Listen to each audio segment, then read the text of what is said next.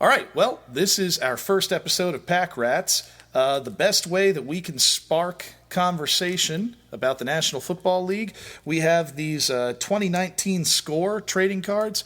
Each of us has 2 packs. Tony's got 2. I've got 2. We're going to pop them open, shuffle them together, and each of us is going to flip over a couple of players, and we'll see who we're talking about today. They're not even pre-popped open, folks. This is for authenticity. I got to take out the Joker. Wait, hold on a second. All right.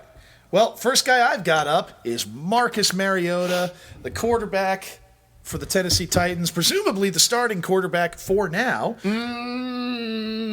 Reports came out this morning that he's getting pushed. And who's pushing Marcus Mariota? Ryan Tannehill. Oh, my God. Look, as a Jets fan, there's no name that brings me more entertainment in today's NFL than Ryan Tannehill, because I feel like it's been a decade that I've been being told that Ryan Tannehill is the second best quarterback in the AFC East, and then I can't even remember seeing Ryan Tannehill play a game for the Miami Dolphins. No, he's been hurt that much, and also when he is playing, he's not really playing because he hasn't been particularly good. No, I jest about that. Like, he's not been terrible. He's not awful, Ryan Tannehill. He's just not... The Titans are a team on the precipice. They're trying to put themselves over the top. The Titans have been competitive for the past 2 seasons in the NFL. I mean, is that fair to say? Absolutely. They've been competitive. And to say now, to have a quarterback controversy now, I mean, Mariota is so young. He's learning the ropes. I mean, he's only 2 years in, 3 years in, right? Something like that, 2, 3. And he's been competent. Absolutely. He's been competent. You're not going to get a knockout quarterback on every single team in the NFL. We got 32 teams in the NFL. You're not going to get a superstar on all 32 teams. There's going to be a handful of superstar quarterbacks, and then the other teams are going to have to figure out other ways to win. Right. And the Titans are one of those teams that are going to have to figure out another way to win. And it's certainly not Ryan Tannehill. And it's certainly not turning your back on a quarterback who is good enough that if you put a good enough system around him, can take you all the way. Also with a very unique skill set. Very unique, yeah. Marcus Mariota, look, he's not Dan Marino. All right? No. But you don't need to be to win in the modern NFL. They can shift that pocket around and use the fact that he is more than competent at throwing the ball. He is not a running quarterback. He is not a scat back. He's not a guy that's out there. No, but he's mobile enough. He's mobile, though. And that's exactly what I was getting at. 100%. Yeah. He is mobile enough. He's also not Eli Manning back there. He'll get out of trouble. Yeah. If you have a strong side, he will favor that strong side, and he will get out of trouble off the weak side, and he'll make a play. I don't know. The Tannehill thing doesn't seem like an upgrade or a downgrade to me. It just seems unnecessary. Agreed. It just seems unnecessary. Because Tannehill, to me, is also that kind of quarterback. If you have a good enough team around Tannehill, he'll get it done. He'll get you to where you need to be. He can. Frankly, I think Mariota's the better option. Yeah, I don't know. Your team didn't need this, and you know what? I put this squarely on Mike Vrabel. Oh yeah, your team didn't need this. Don't allow it to be a thing. Come out right now and say, "Yeah, I don't care that Ryan Tannehill is looking great with the second team. Marcus Mariota is our quarterback." We got end Tannehill. We like Tannehill. We like Ryan Tannehill. We think he's a good quarterback. But right now, the starter for our team is Marcus Mariota, and Mariota is going to have to show us he doesn't deserve it before we make this switch. All right, who you got on the top there? I don't know. You tell me who this guy is. Buffalo Bills linebacker, Lorenzo Alexander. Lorenzo Alexander. Wow, they do not put a lot of information on the back of these scorecards. He had a couple of picks last year. He's been around for a while. We'll just, Well, this part of the charm of this program, folks, is that. Well, look, I don't know if you got how many of you are from the New York area, but we're from the New York area. We're from New Jersey, not the shadow of New York City. We're from New Jersey, but a lot of our pundits in this area, especially on radio, you hear a lot we're experts. They talk like they're experts. Mm-hmm. We're not experts, folks. I have no idea who Lorenzo Alexander is. I don't care. Except that I want to have an opinion for you. So we're looking him up. Well, here's one thing we can tell right away from the picture. He's a captain for the Buffalo Bills. He's also got the C right on his chest. Absolutely. He's also got a ton of tackles. It looks like he is a 2-time Pro Bowler. Lorenzo Alexander, he's got a nickname, too. Lorenzo Alexander is the one-man gang. Oh, that's trademarked. Do we have any wrestling fans out there? The one-man gang, you can't do that. Lorenzo Alexander, the one-man gang. He's 35. He's 35 years old. He's a captain on the He's not on the even Bills. 450 pounds like the real one-man gang. Vince McMahon's got to come out and sue this guy now. Vince McMahon, if you're listening to our podcast, Lorenzo Alexander of the Buffalo Bills owes you money, or maybe not. Maybe he was the one-man gang before he worked for you. I don't know, but oh my God, So what do we see about Lorenzo here? What can we say? Well, he's a 2-time Pro Bowler. He was drafted into the NFL. Good on him. Yep.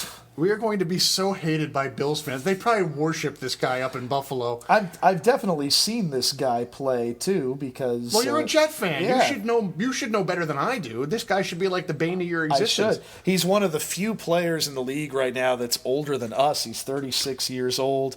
God bless you, Lorenzo. I am going to put this picture up there. Can we gawk at his arms for a second here? He's pretty jacked up. Like what? What is that? There are muscles there that I don't even recognize. Those are pretty. There are biceps on his biceps. This trading card looks like the joke when Popeye would eat the spinach and the biceps would sprout. More biceps. Oh my God. I'm more disappointed in Law over here because this is a direct rival. You should know who your direct rivals are, right? You should know. This guy should have been a thorn in the side of the Jets. And if not, then why are we even talking about him? I'm sure he was, especially in 2016 when we had high hopes. It was year 2 of Ryan Fitzpatrick. We thought that things were we were riding high. We thought that things could not get better, and man, were we right. They could not get better. They collapsed pretty quickly. I bet you Lorenzo Alexander had a lot to do with that because in 2016 he played and started all 16 games for the Bills. He had 12.5 sacks. Oh, I thought that was Kyle Orton. Fight me, Bills fans. Sorry. The last time they had a good quarterback, and he just looked at the end of the season and went, nope. No, I ain't doing this anymore. Hell with this place. Done. Yeah, sorry, Buffalo. We don't know anything about your players, and even the Jets fan who has been rooting for a team that has been miserably failing for eons doesn't know, apparently, one of your best players. So let's continue to the next one. All right, this next one is a Fantasy Stars card. We have James Conner from the Pittsburgh Steelers. You know what? I was so happy to see last season James Conner do what he did. Just doing what he do, man. It was beautiful. It was beautiful because Le'Veon Bell, right? Look, you can't take anything away from Le'Veon Bell. Unbelievable talent. I think he is going to be a monster for the Jets this year. I really do. I'm very happy to hear you say that. And you listen to him talk, and you listen to the way he talks about, the way he thinks about football, and the way he thinks about coming into this year. He's got the right mindset.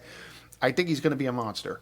But the amount of money that's being funneled into his pocket this year is a direct result of what James Conner did to him last year. Because Le'Veon Bell would be entirely overpaid right now if not for James Conner. And James Conner showed that if you're in the right system, that if you are behind the right offensive line, you've got the right quarterback throwing the ball, it doesn't really matter who you are at running back. And I know a lot of you people out there are going to be purists. And look, Law and I are a little bit older too. Running backs don't matter anymore. It's true. They don't matter true. anymore. And it's a horrible thing to say, but look, there's a handful of them that do. If you're Ezekiel Elliott, you matter. For now. For now. But look, DeMarco Murray mattered to the Dallas Cowboys too.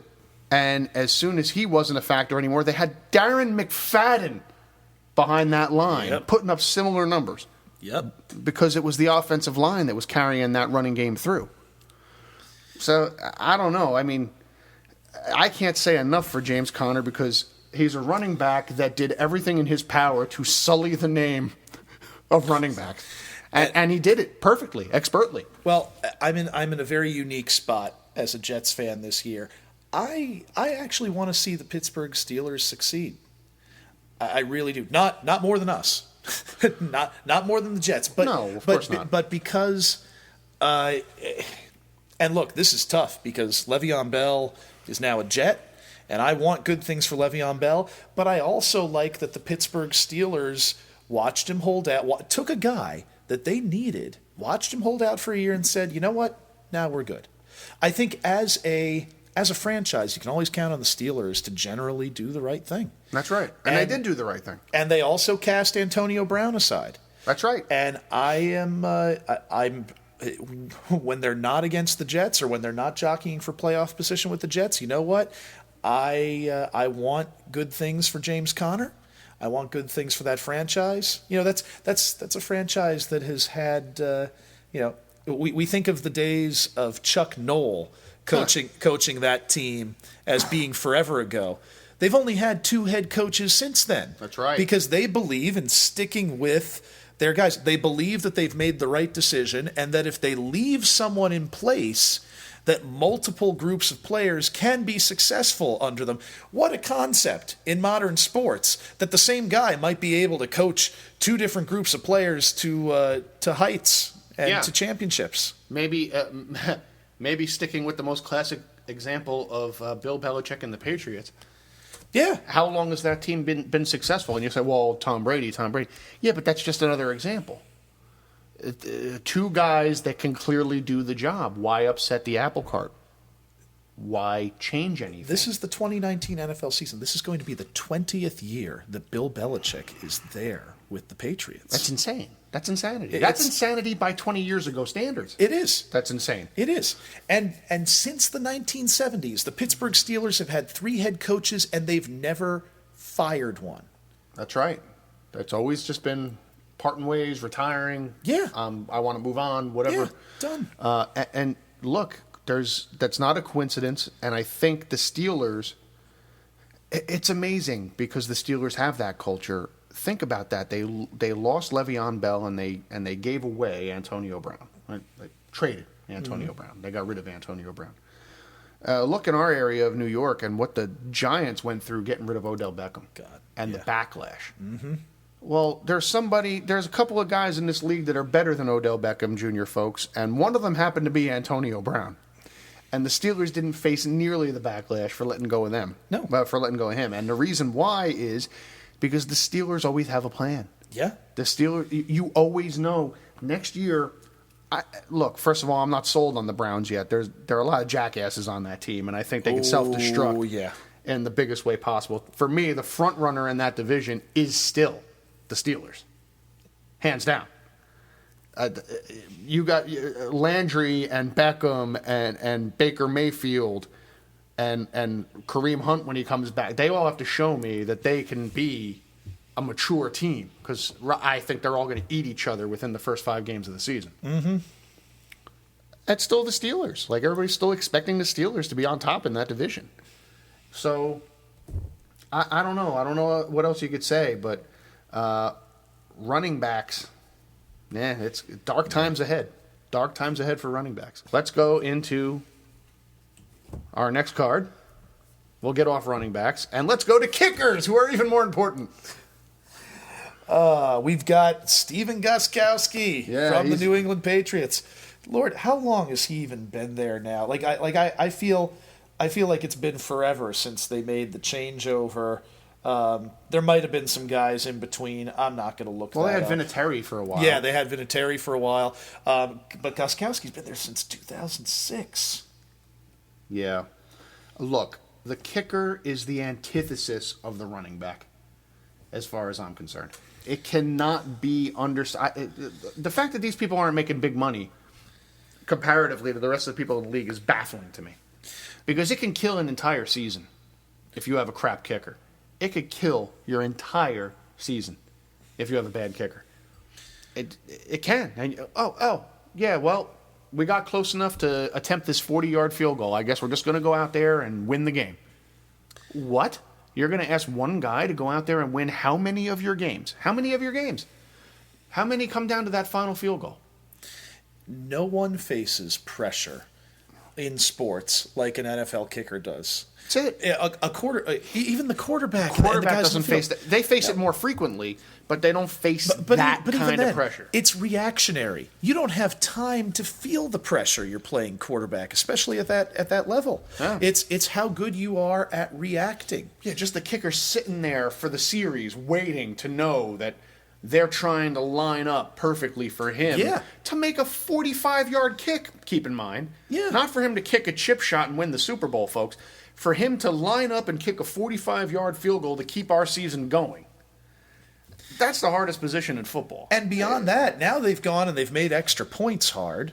Yeah. So, certainly not easy. Right. I mean, extra points are not gimmies anymore. And you miss one of those, they'll just cut you and find the next guy. Yeah, they'll cut you. My God, my Jets are going through that right now. Catanzaro, he retired. Yeah, Catanzaro retired after a preseason game.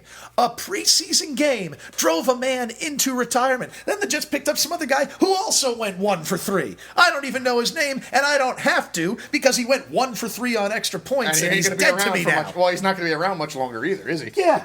He's not going to be starting on opening day. They're going to end up bringing in somebody else that's like 45, 46, been doing it forever. Maybe Jay Feely, who's still around. And this goes into the conversation we had the other day. The first name I gave you of guys that are current players that I think belong in the Hall of Fame, you agreed wholeheartedly, was Sebastian Janikowski. Yes. Yep, absolutely. To have security at this position. It's something that teams took for granted for a long time. Yeah. When we were watching Morton and Gary Anderson combine, Anderson, who did it for 50 years, everybody. If you're young and for some reason you're listening to us and you don't know who Morton Anderson, Morten Anderson, look him up. Get yourself a history lesson. Yeah, holy cow! This guy kicked into his late 40s, and was fantastic. From like his late teens into his early 40s. He kicked forever. To have that kind of consistency at the position is invaluable because teams like the Patriots with Stephen Gostkowski go into the season not worrying about this. And teams that will constantly come in second to the Patriots, like my beloved New York Jets, have to freak out and find somebody. Because they missed a 35-yard field goal to lose a game. And, right. And there you go. I mean, it's one of the most valuable positions. Look, kickers. You go to the all-time scoring list. How many kickers do you have to go through before you get to any other position? Oh God, it's kickers, Jerry Rice, and then more kickers. But that's it. How many kickers do you have to go through before you could find somebody that scored almost as many points in their career? And we just toss them aside like, kickers aren't that important. Here's $1 million a year, Mr. Kicker. Yeah, well, meanwhile, they're scoring more than anybody on your football team by a wide margin. So, I don't know. Stephen Gostkowski is really good. I guess that's my point about putting this card down. The guy that I always like to bring up when people talk about kickers is Matt Stover. Matt Stover. Matt Stover, who's been retired for a while now, but I remember the 2000 Ravens. Everyone will always tell you defense wins championships, right? The 2000 Ravens. I still look over my shoulders to make sure that the 2000 Ravens aren't after me.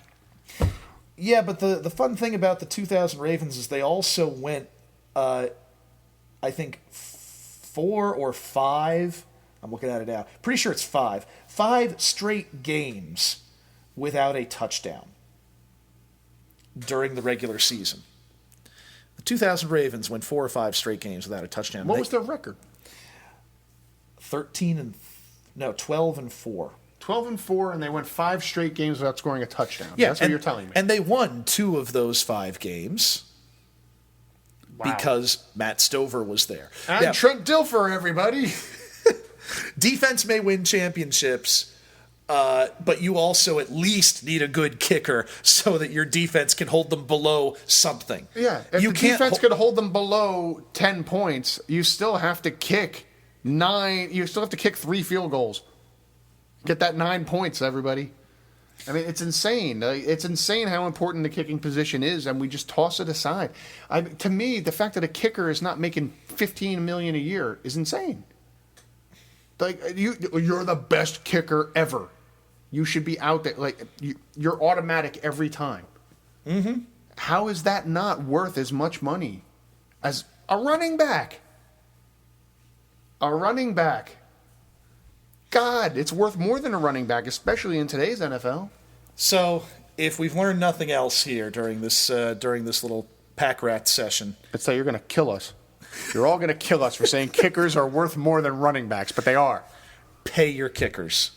You know, the Jets sent their kicker last year to the Pro Bowl, and he signed with somebody that was willing to pay him money. Yeah. Then the Jets tried to bring back Chandler Catanzaro, who retired. Because the preseason game was too hard. Oh, Lord almighty. Kickers are worth more than running backs. Fight us in the comments. If you have ideas for more things that we can do, more ways that we can waste our time and yours, let us know also in the comments. We only got through like 3 cards, but that's because we had such a good conversation. And I don't know who any of these people are in my deck, so... He's Tony. I'm the Law. We'll catch you next time.